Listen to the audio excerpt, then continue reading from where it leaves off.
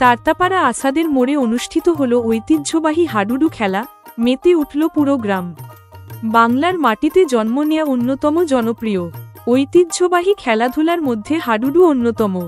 সময়ের সঙ্গে সঙ্গে আধুনিকতার ছোঁয়ায় গ্রামীণ খেলাগুলো হারিয়ে যেতে বসেছে।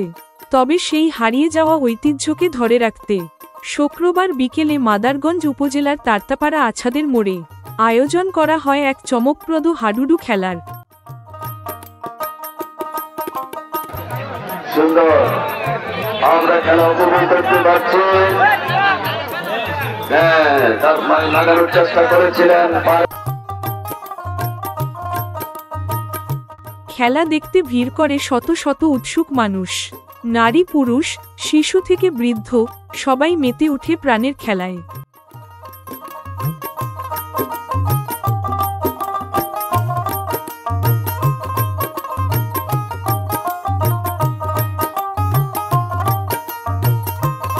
খেলার প্রতিটি মুহূর্ত ছিল টানটান উত্তেজনায় ভরা।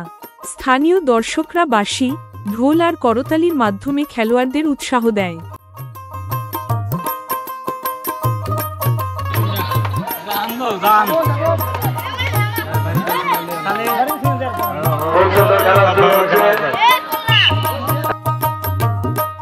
এই আয়োজন শুধু খেলাধুলার মধ্যেই সীমাবদ্ধ ছিল না, বরং এটি হয়ে উঠেছে সামাজিক মিলন মেলা।